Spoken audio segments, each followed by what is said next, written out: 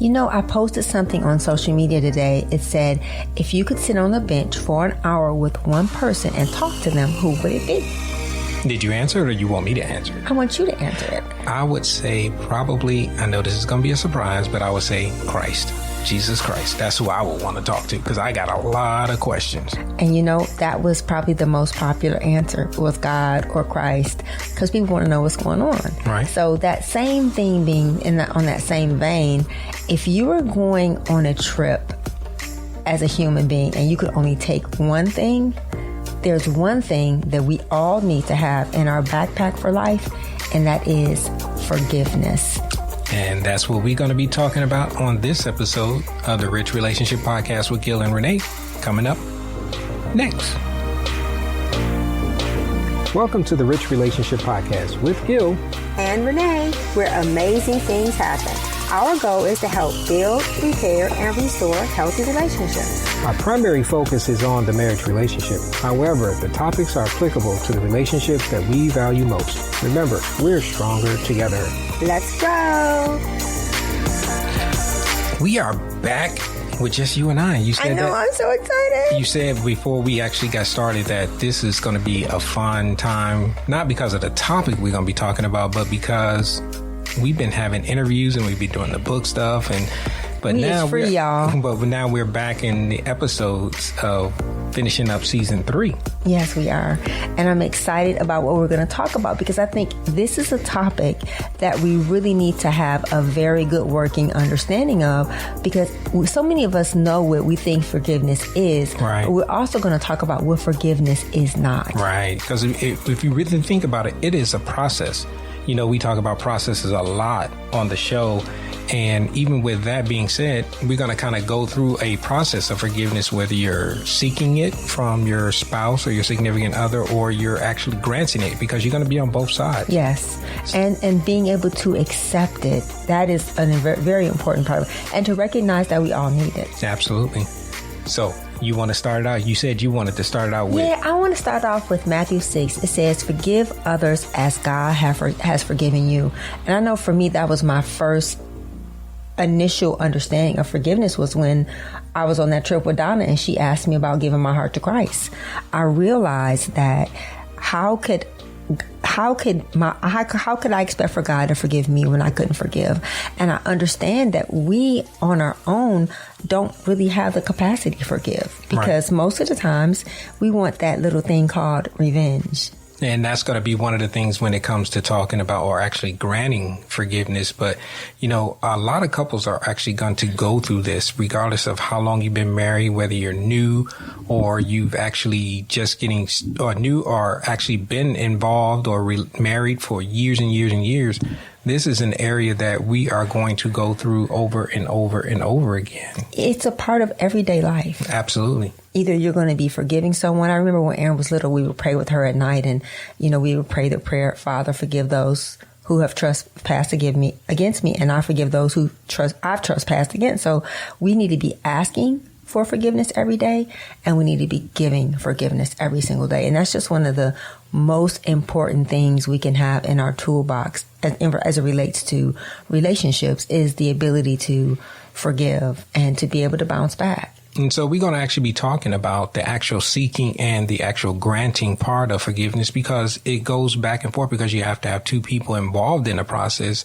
And like I said at the very beginning, it is a process that you're going to go through. And we want to share with you some of the things that it takes to go through that process. Yeah. And I also want to talk about, before we get into the seeking and the granting, I think it's important for us to understand that, you know, you hear people say, oh, forgive and forget, and you hear that all the time.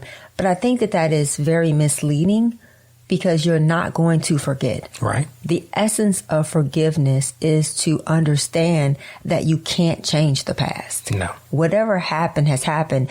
And to forgive does not mean that you're saying that what the other person did was right. It doesn't mean that you're saying that you're accepting it. What you're saying is, I give up the right to give you a consequence for it. And so forgiveness is really for us. It's for us to let go of the wrong and to move on. But then we're also going to talk about some of the elements of the difference between forgiveness and reconciliation and how they don't always go together. Mm-hmm. And so let's go into the seeking. So we just wanted to kind of put that out there. Forgiving does not mean you're going to lose your mind and forget it. Forgiveness means you make a decision to consciously let go. And that's the very beginning of it, because when you think about seeking forgiveness, the first thing you actually have to do is admit that there was something that was wrong, that you did something wrong, because there come times in your own relationship where we always talk about on the episodes or on the show a lot about doing some self-inventory and looking at yourself and thinking about you as a whole.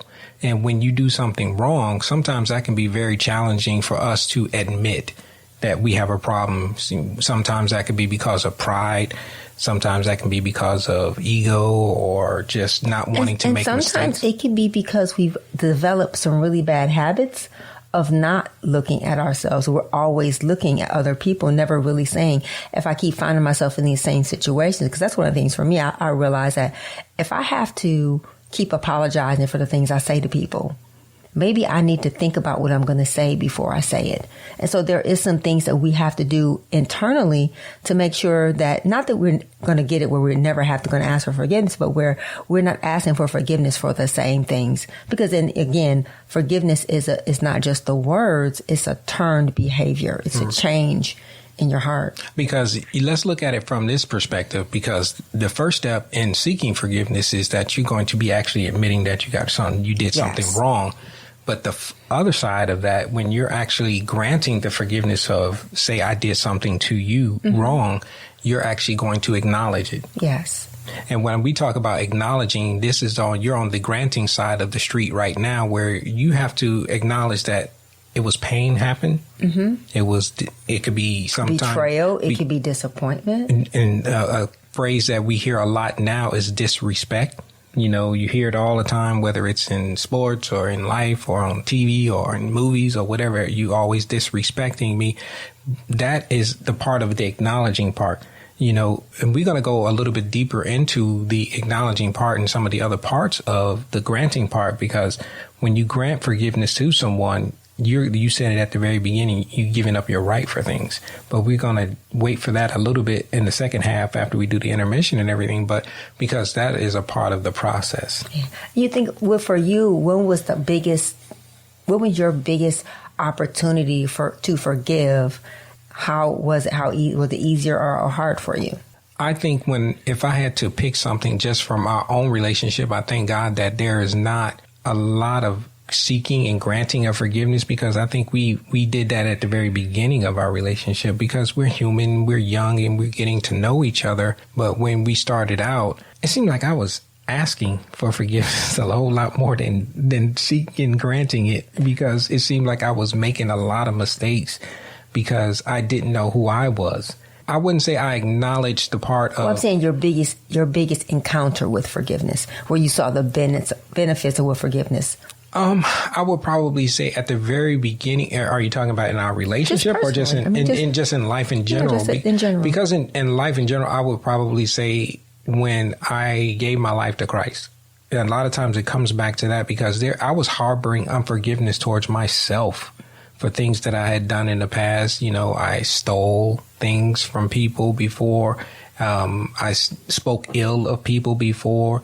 And while those things, I don't do those, I try not to do those anymore, especially the stealing part. I don't do that anymore. You can't do that anymore. But sometimes it can be a little bit harder when you not speak ill of someone, you know, or not speak in the best light of someone. And that was very challenging for me for a long time, because it was more reflective of how I felt about myself. Mm-hmm. And that tends to fall into that realm of how you feel about yourself is what you're going to project out to other people.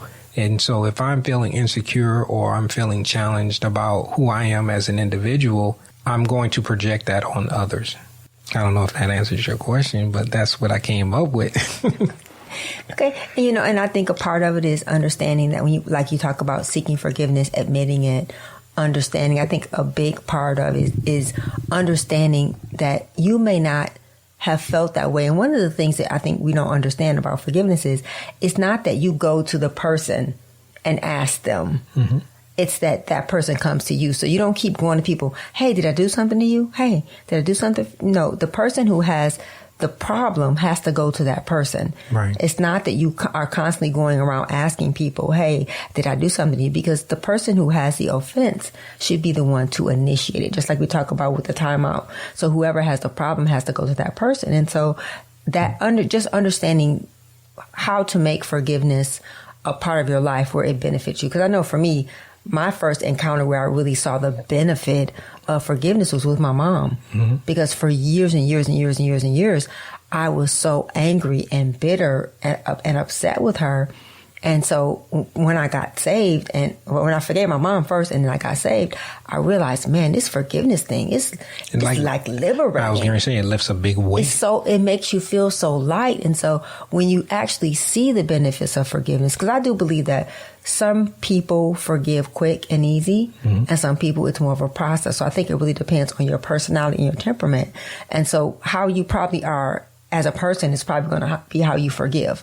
Right. And I think about a big part of that is having the understanding and empathizing with that person is going through. So mm-hmm. if I offend you, I have to realize that I did something wrong, but I also want to feel or acknowledge that I hurt you in some kind of way. Mm-hmm. Because if I don't recognize that, it's probably going to happen again. Yeah, it will.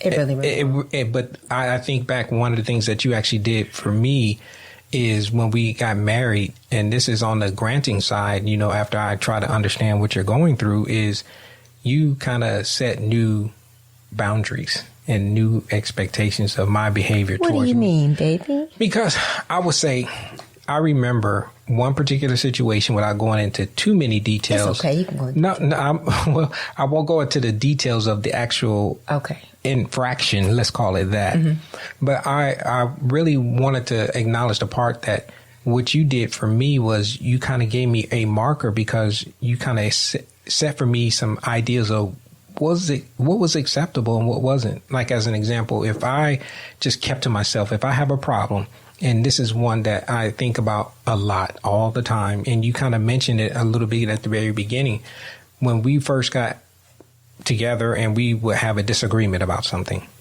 and you may bring something to me, you didn't like how I did something or said something or whatever the case may have been. And then I took the opportunity to start telling you how I felt about something I didn't like that you did. Mm-hmm. Now, all of a sudden, now it went from not only me understanding and trying to empathize, but it came back to me going to that tit for tat. Mm-hmm. Now, all of a sudden, you said something. So guess what? I'm going to tell you what you do wrong, too. Right. You know, and that is a part of the very beginning of setting up defenses and setting up boundaries.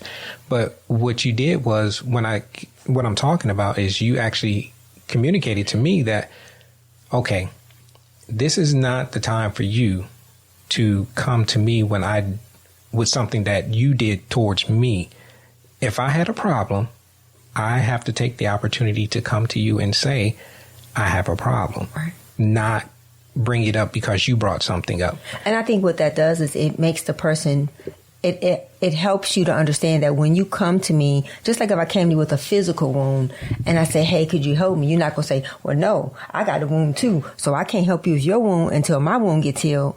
And so that's kind of what we talked about was, you know, okay, if I bring something to you, let me have that time, because I was the one that was brave enough, because it takes to be brave. Yeah, because you don't want to start a conflict. Right. Most of the time, you just don't want to bring something up because you don't want things to, as some people would say, get out of control or spin out of control or bring up something that's going to cause a disagreement or an argument. Yeah.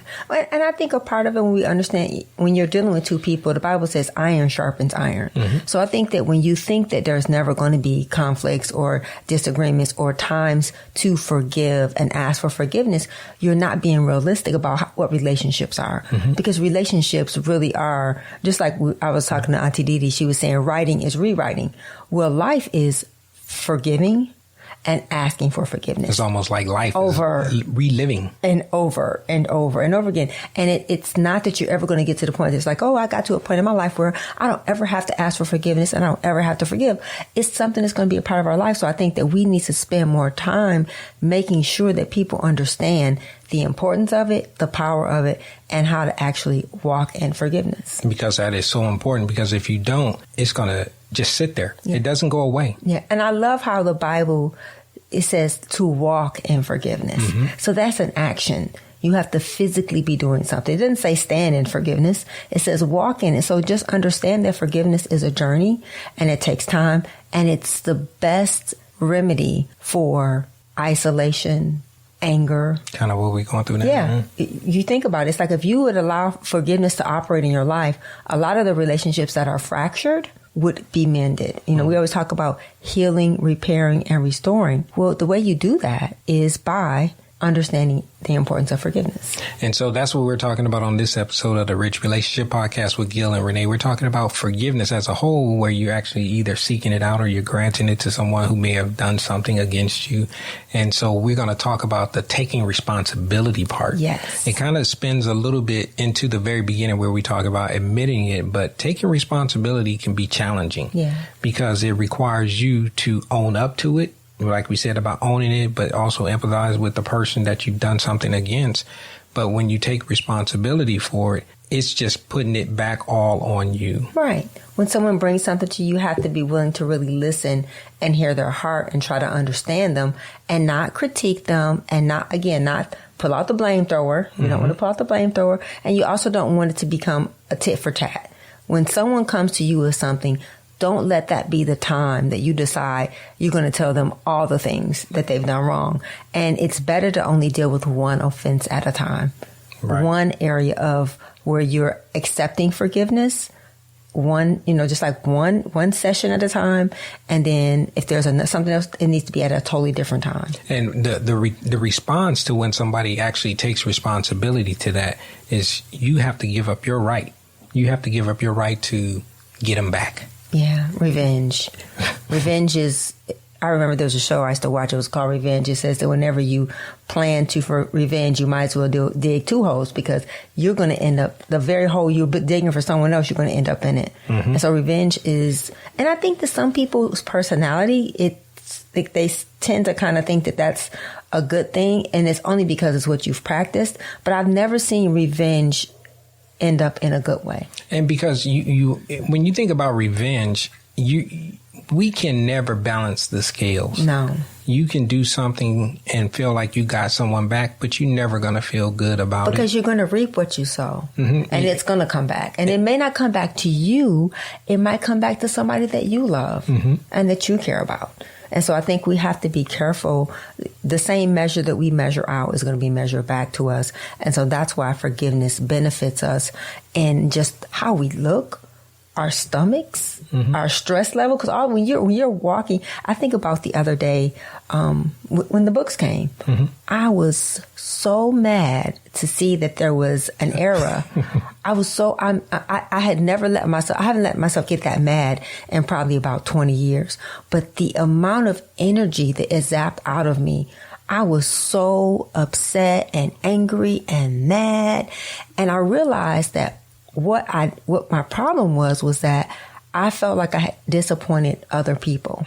I don't care if I fail. I'm good with that. Doesn't bother me. I can get up and knock off the dust and keep going. But when you feel like that you have let someone else down, then the person you have to forgive is yourself. And Gil, you were so good at that. You encouraged me. You kept saying, babe, it's okay. And you said, you're going to have to forgive yourself. And that's a part of it. And we're talking about on this episode of the Rich Relationship Podcast, we're talking about forgiveness, seeking and granting it.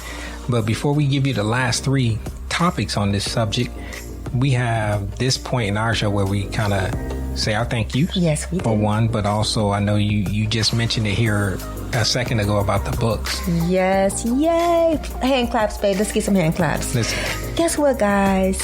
We want to tell you that we have finally completed The Rich Relationships, Our Marital Code to Oneness, the book. Yay! Hallelujah! Yay, yay, yay, yay! It is available on Amazon today. You can go there and pick it up.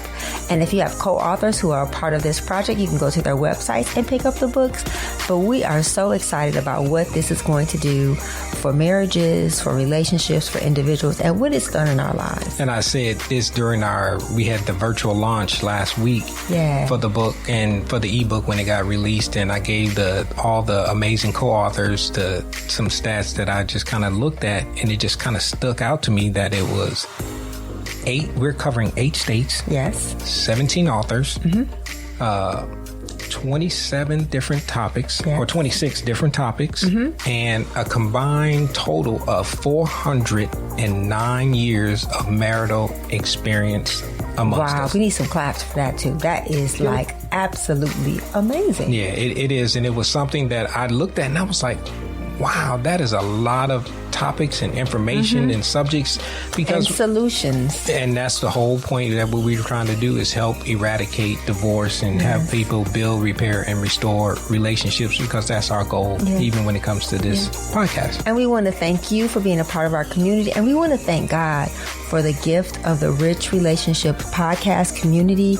And we love you all. And we are so excited and grateful for all the people who participated in the launch, who wrote the book, all the co-authors, the 17 co-authors, the subject matter experts, and just everyone who's been a part of it. You know, Bishop Dudley for doing the for us, and Lady D for being there for the launch. And it was just a beautiful experience. We had entertainment, laughter, comedians. It was fun. It was wonderful. It was amazing.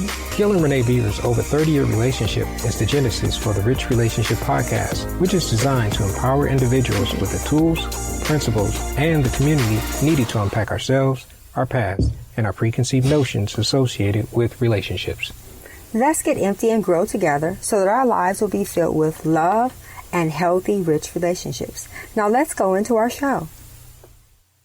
So we're talking about seeking and granting forgiveness. We already talked about not only when you admit it, you kind of acknowledge that you have to grant for someone for forgiveness. You have to understand and empathize with someone. You have to define some of your future boundaries and expectations and limits. Take responsibility for it. Own it. You got to own it. You got to own it and give up your right for vengeance and to get back at this person. Yes. But the other part of that is, when you are actually seeking forgiveness, this is something that it's just a one-liner. Don't do it again. Yeah, because the greatest way to show that you really are repentant is to turn away from it. I think about John, 1 John. That was really a key scripture for me when we actually started out in our walk with Christ. And it was so important to me because it talks about when I confess to God, He forgives me. So if you think about that in light of your relationships with anybody else walking this earth, that has to be our standard. That has to be and sometimes that can be a lot more challenging and difficult than others, but it's something that is so pivotal to us as individuals that we do, because like we always say, it's for you. Yeah. And I really believe that I remember reading, or I've shared this post before, the greatest example of repentance is changed behavior.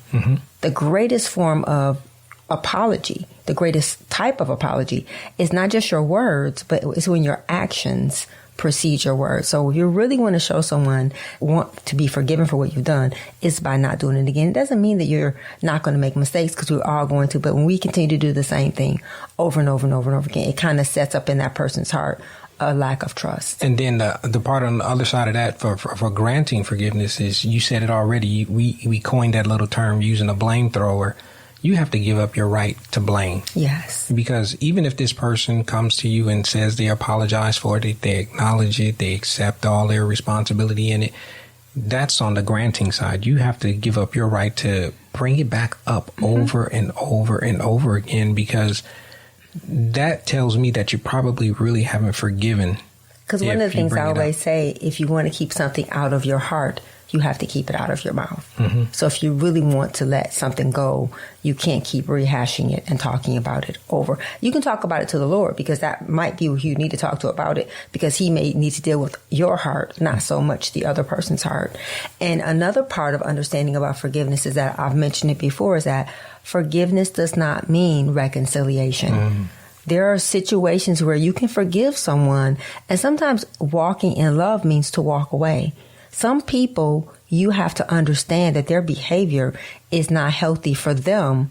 So therefore, their behavior will never be healthy for you. So you have to make sure that what does that look like? You know, I have people in my life that I love and I care about, and I've forgiven them, but I've chosen not to be in their personal life because of what their life does to me and how they make me feel. We talk about it, you're more than enough. A part of what that means is that you know that who you are in Christ, that's your identity. You know that it's not what you have. That's not your identity. It's who you are in Christ. And you also know how to set healthy boundaries. You know how to say enough is enough. So when you know you're more than enough, you don't allow yourself to be treated poorly over and over and over again by the same person. So, and I think to kind of piggyback off of that a little bit, because if you don't, you're going to have a lot of resentment that builds up. You know, you can still be involved with this person, but if you have not really resolved that you've forgiven them and you're okay with their presence and them as a person, like you said, it doesn't mean you're going to reconcile with them and be back in their everyday life or even a normal cycle of interaction. But it's important that you don't harbor anything. Exactly. Because harboring things, that's building up still things inside of you, which leads you all the way back to the very beginning of holding on to grudges and resentment and not having really forgiven that person. And I think a part of what I understand about letting go is you're letting go of the right to give them a consequence. You're letting go of wanting to see something bad happen to them. One of the greatest ways that God really helped me to learn how to exercise forgiveness is to forgive them, but then to pray for them every single day. And you'll know that you have let go of it when you can see that person and you don't feel anything. You don't feel angry because you know that feeling when you're mad at somebody, you were walking unforgiveness with them, and you see them and you want to jump at them or you want to do something, or you just get quiet. You get a knot in your stomach. Exactly. And so your body will tell you have to listen to your body. Your body will let you know if you're walking in forgiveness or if you're working in unforgiveness. And so don't assume that because you forgive that you're going to reconcile, and don't assume that you're going to forgive immediately. Everyone is different. For some people, forgiveness is instant, and for other people, forgiveness is a journey. It's a process, and you have to know how you're wired and not let someone else tell you how it's going to work for you, because we're all different. You know, this is a term that you may hear, maybe you actually used. I'm sorry. Does that really mean you've forgiven? No. Or does that mean you just got caught, or you just have to own it? But when you see, I'm sorry, that is totally different than an apology. Or this is something else that drives me bananas. I'm sorry you feel that way. That is not a part of you asking or seeking forgiveness for someone. Because you're still putting it back on that. That person is coming to you telling you how what you did made them feel, and you're basically belittling it to it's their problem. That's what that means. When you say I'm sorry you feel that way, what you're really saying is that's your problem. So instead of doing that, we want to offer up a different alternative to say, yes, I apologize. You know, you can acknowledge how they felt, because that's a part of the seeking forgiveness part. Because you should feel something. The I'm sorry means I feel nothing, really. Exactly. I really don't feel anything. Yeah. But the other part of just the apology is you have to ask for their forgiveness. Yes, will you forgive me? And that's something I think a lot of people omit or forget. You know, you've done something wrong against someone, and all of a sudden you can acknowledge it. You can do all the things that we just already talked about. You can be understanding. You can empathize with them. I'm not going to do this again, but you don't apologize. Or for someone to say, well, I forgive you. No, it doesn't work that way. No, it doesn't. I have to forgive you. If you've offended me, you can't tell me I forgive you, but I didn't do anything for you to forgive. Right. And so I think sometimes we use God's principles in ways that are still very centered in self-centeredness.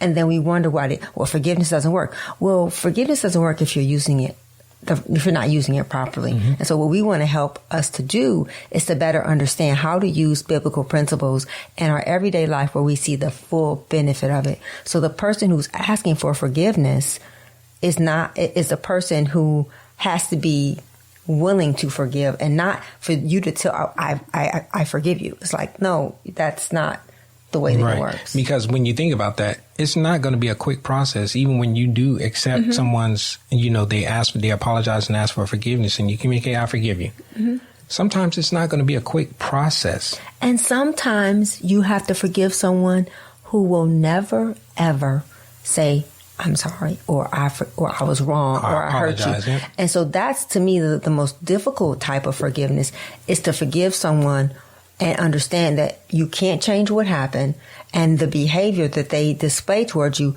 Forgiveness is you letting go. It doesn't mean that other person is going to ever be a part of it. And so I think that there's so many different ways we forgive. We have to forgive ourselves. We have to forgive other people. We have to understand that in forgiveness, it's not always going to be reconciliation. Right. It doesn't mean that in forgiveness that the trust has to be built again. And so forgiveness is so complex and so beneficial, but we need to understand what it's not. It's not a magic wand. It doesn't make you lose your mind. It doesn't make you forget. It doesn't mean that everything's going to be just like it was before. If trust was broken, it's going to have to be rebuilt. And a part 2 to that is, and don't push your partner. Yes. Because if they say they've forgiven you and you really haven't, you expect it to go back to the way it was before the offense happened.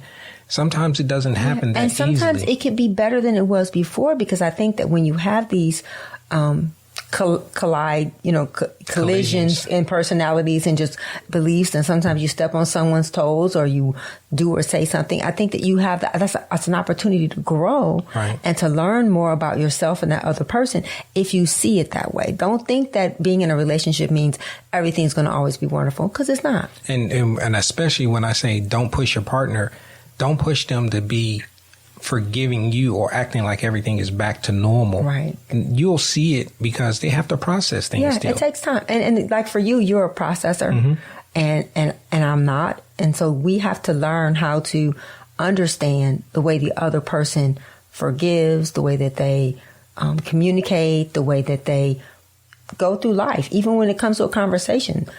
Some people, when you're a processor, then you have to process it. When you're a communicator, you communicate your way through it, but everyone is different. And so we have to be able even to forgive and understand that forgiveness is what really keeps your relationship intimate. It does. It really makes a big difference when you understand all of your relationships, when you don't hold grudges. And because a part of it is that it's easy to be okay when everything is okay. But when you can still maintain a relationship after there was a fallout, that makes your relationship stronger. And the last 2 we're going to talk about during this episode is, you said it already, that happened with the books when they came. Yeah, you have to forgive yourself. Yeah, I was mad. And this is even talking about it when you're actually seeking forgiveness from someone or your spouse, significant other. Forgive yourself, because even when you do something wrong and you've gone through all the steps that we just kind of explained there in this episode, forgive yourself.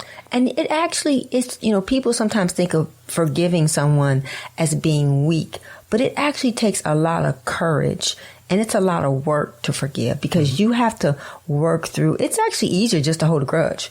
It doesn't feel good. I mean, for you physically, it doesn't, unless that's what you're used to doing. It caters to that fleshly aspect of our lives. And it's still centered in, I want what I want. I don't care what you want. And people who struggle with forgiveness are like porcupines. They're very hard to get close to. What you just said there about how it feels, that's what Ephesians is actually talking about when it talks about get rid of all the bitterness and rage and everything that is on the inside of you, because that is what you have to change. We are always struggling and warring against the flesh versus the spirit that lives on the inside of us, for those who have accepted Christ and called according to his plan and purpose for our lives. And if that is not you, you can always just pray that prayer of salvation and ask for that, because that is pivotal to even all the things we've been talking about during this episode of forgiveness, because it is essential. Because and that's the highest level of forgiveness, is eternal salvation. It is. And if we would be remiss to not offer you an opportunity to give your heart to Christ, because at the center of every marriage relationship, it takes three. It does. It's you, it's God, and your spouse. And even in a family can't function, a family can't grow without a foundation. And the only foundation that we know that is unchangeable is a relationship with Jesus Christ. So we would really love to give you an opportunity to give your heart to Christ. If you've not done that, please call us. We'll pray with you. Reach out to us. But forgiveness at the epitome of what it was designed to do. It was designed to build relationships with our Heavenly Father, with ourselves, and with other people. Because that's what it's really, really all about. And you mentioned it as we go into the end of the episode. You talked about it, and I just wanted to kind of reemphasize it. Sometimes reconciliation is possible. Yeah. And sometimes it's not. And just because it doesn't happen doesn't mean the relationship has to be over. No. It's just changing in dynamics and the way the relationship is new again. Yes. And so it's important that we understand that forgiveness is for us.